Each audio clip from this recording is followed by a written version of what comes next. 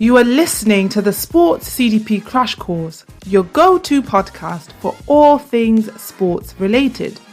We talk about how sports clubs and teams can sell more tickets and merchandise than ever before, and how they can negotiate sponsorship agreements of higher value.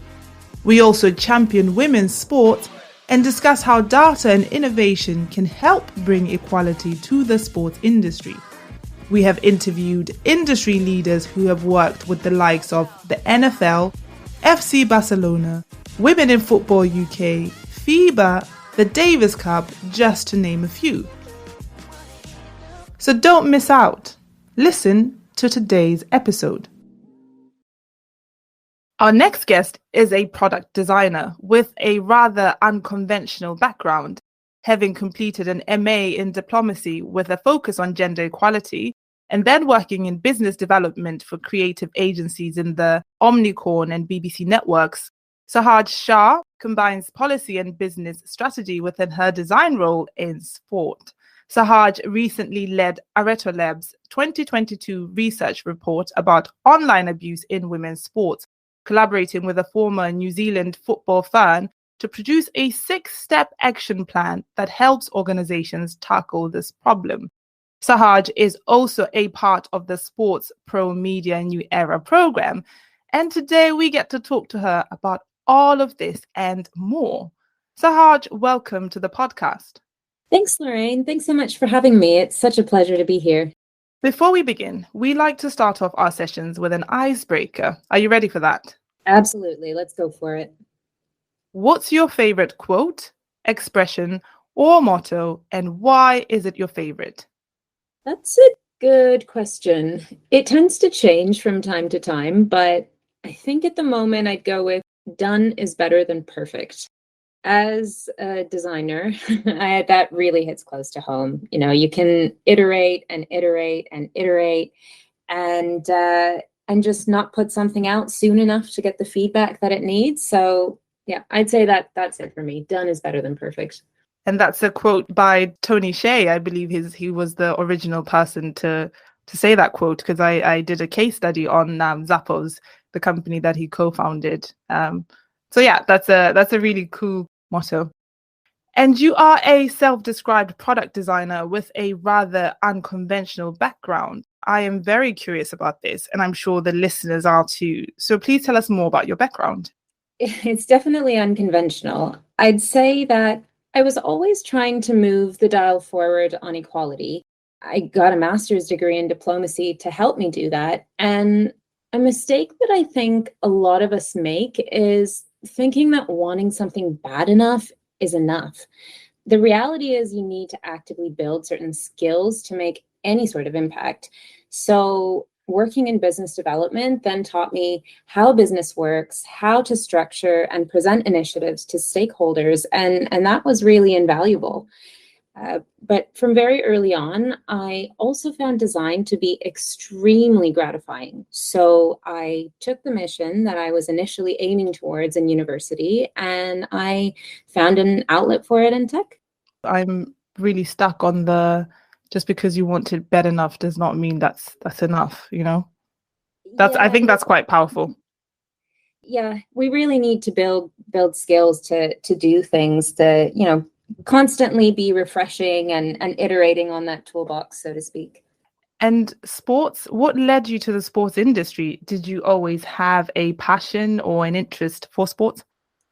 Growing up, I played almost every sport, not very well, but but I did. And a big reason why I think I was so active is because of my dad. So when he was 14, he broke his leg and he ended up losing a couple of inches from one leg. And because of that, he was never able to run again. And so with me, he wanted to make sure that I had all the opportunities that he missed out on. And I'm so grateful to him for that, because it allowed me to experience this innate sense of community and belonging on every level that's so unique to sport as an industry. You know, there's among those who are on the field or on the pitch, so the athletes among themselves, there's the sense of community and belonging among those in the stands. Then you've got the sense of community between the athletes and the fans. And then there's the whole other level of people working in the business of sport. So the passion really started from a young age, and it never really stopped because of that. As I said, the sense of community, it's just so unique. And community is something that I personally work with a lot because of our women in sports community that we have, but we can talk a bit more about that later. For now, let's talk about the research report that you did for your company about online abuse in women's sports. Can you tell us more about what led to the research, what the process was like, and what the findings were? Yes. So I was at a sports conference in London last summer, and I was talking to some athletes about how they deal with online abuse. And across the board, they said they just didn't post, they didn't engage, or even log in to social media for months at a time because it took a toll on their mental health. So, for example, there was one woman athlete who said that she would post pictures or photos on Instagram of herself training. You know, it was something that was taken in action, not edited, not posed for, and she got so much hate off the back of that. She was accused of seeking sexual attention, but it was literally just a photo in training wearing her uniform.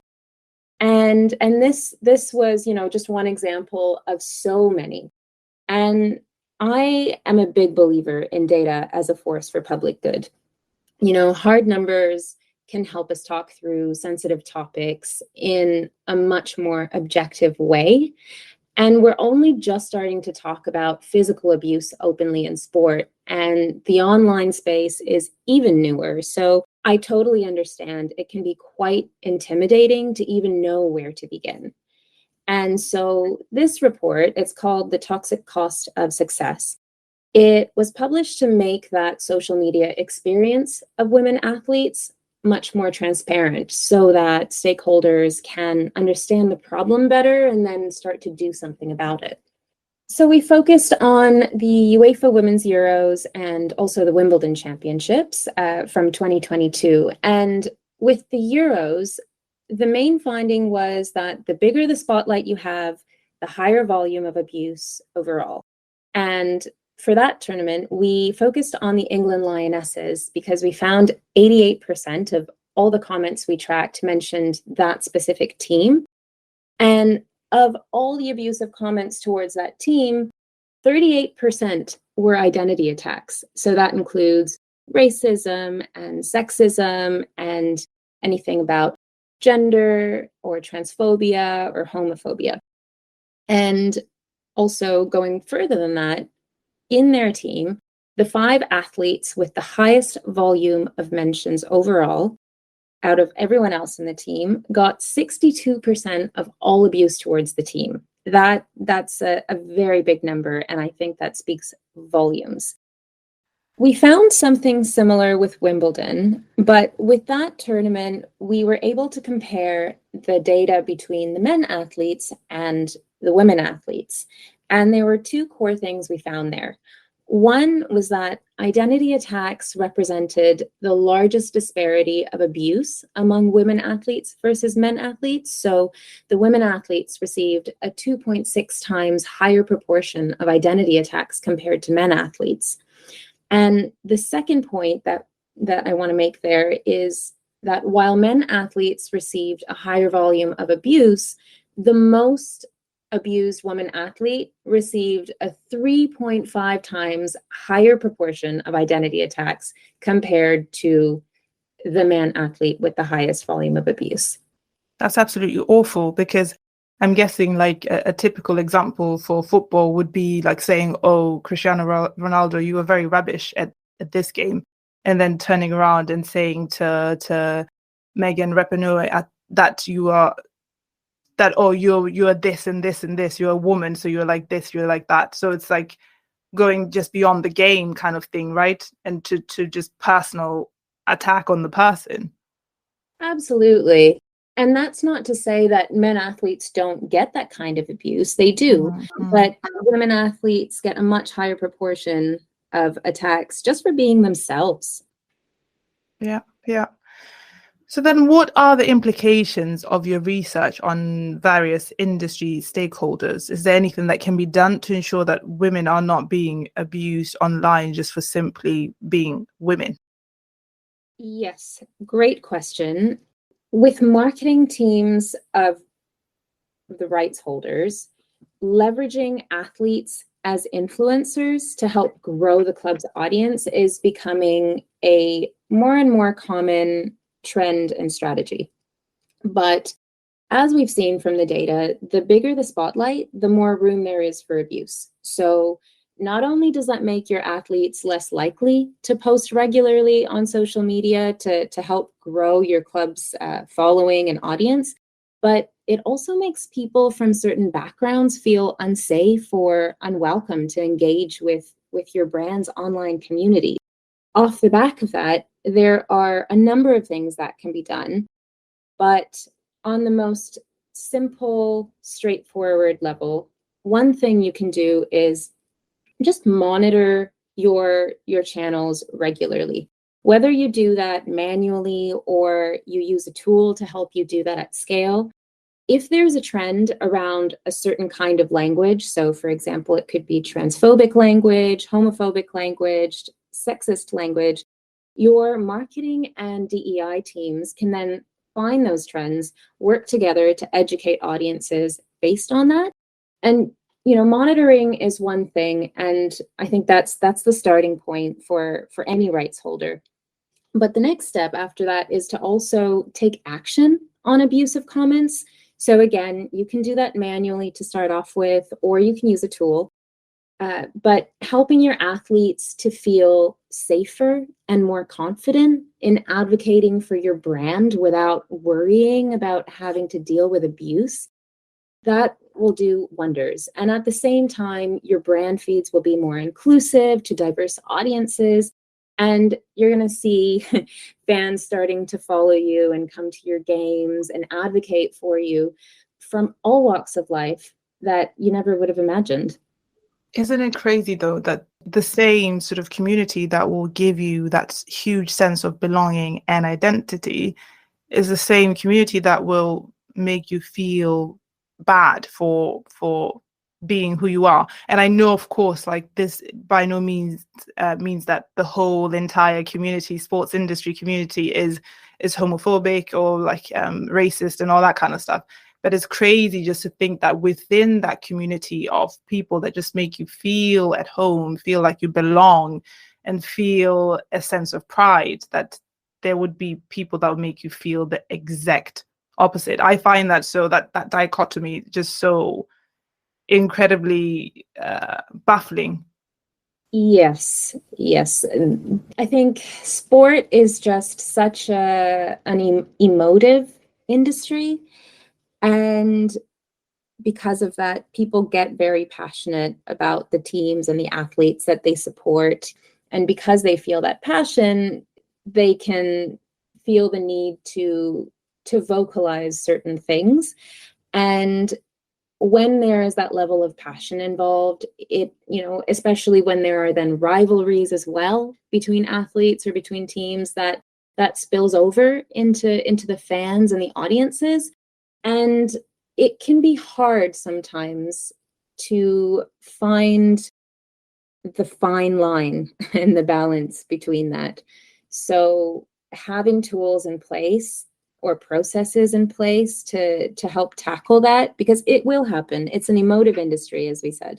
So it's just important to start having something in place to deal with it. Something is better than nothing. And now on to the Sports Pro Media New Era program. You're part of the program. How did you get involved, and what are you hoping to get from the program? Yeah, I I still can't believe I have gotten to and am still getting to be a part of such an awesome program. For me, it's the one-on-one mentoring sessions with the steering group. That's what initially drew me in. Seeing how experienced and knowledgeable those women are, I just couldn't not apply. And I'm so grateful to have been chosen to the program, because the connections I'm making with every single member of the cohort, everyone is doing such incredible work. And being able to just absorb and learn from them all is amazing. That's so fantastic.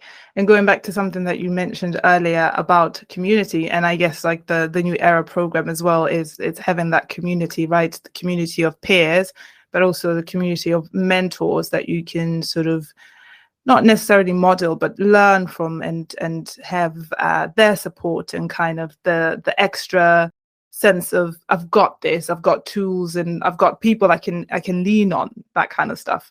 Another initiative that you're part of, that you graciously accepted an invitation from me to be a part of, is our Women in Sports Beyond the hashtag, which we run here at Data Talks.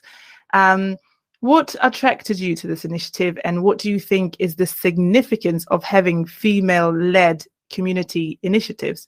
First of all, thank you for the invite. I think that in an industry that has historically been quite male-dominated, having a dedicated space to connect with others in the industry in a way that feels safe and welcoming is so important.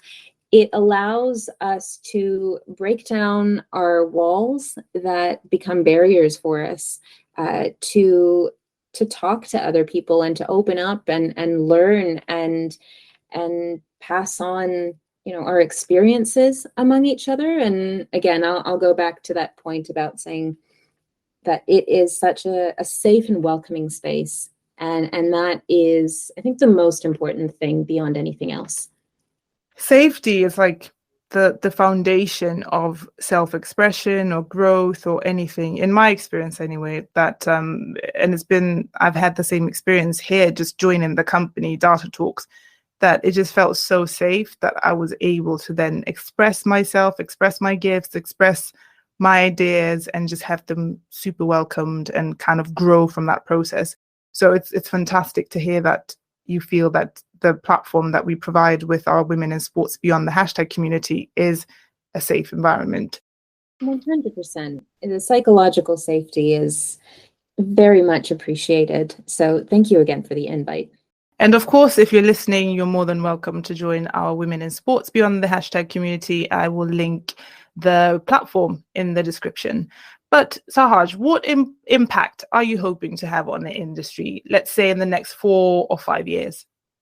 Ooh, 4 or 5 years is a long time. I'd say, as a woman of color myself, from an immigrant family, I want, the next, not quite generation, because it's 4 to 5 years, but, the next group of women like myself coming into the industry to be more exposed to a higher level of diversity in sports, a higher level than what I grew up watching at home, a higher level than what I've experienced attending sports conferences, a higher level than what I've seen just in the industry, on the pitch, in business rooms. I think a higher level of diverse representation is what we all strive to achieve. So if I can have any little bit of impact on that, that would be the dream. And if there's someone listening today who wants to do their part in being a diversity and inclusion champion, what advice would you give them? How can they get started or support those who are working actively towards this? Looking at what's been most helpful for myself, I would say that if there's someone you see that you think, oh, wow, they're doing such amazing work, do reach out to them. Do send that connection request. Tell them you'd love to chat with them and learn from them. Ask them for a coffee meeting. Most of the time, you'd be surprised. They will say yes. So don't be afraid to tap into the knowledge and the experience of people who are already doing amazing work in the space. And finally, what exciting things are you currently doing or working on? And where can people find you, like to connect with you, or where can they find all these exciting things that you're doing? Yeah, the best place to find me is on LinkedIn. It's an awesome platform to connect and chat with people doing similar work as yourself or things that you find interesting. So definitely find me on LinkedIn. And in terms of exciting things I'm working on, there's a variety of research projects that I'm working on with Areto Labs around online abuse, specifically underrepresented individuals or communities. So do get in touch if you'd like to be involved with some of that research. And aside from that, we're constantly working with new partners in sport and iterating on the product, as I said in the beginning of this podcast. And I'm sure there are a number of things I'm missing there, but that's just a few of them. Sahaj, it has been an absolute pleasure getting introduced to you, but also sitting down and having this conversation with you. And I'm so excited to sort of be on this journey with you on the New Era program and kind of see where life takes us. Likewise, thank you so much for having me. And it's been such an amazing journey together so far in New Era. And like you said, I'm so excited to see what the future holds.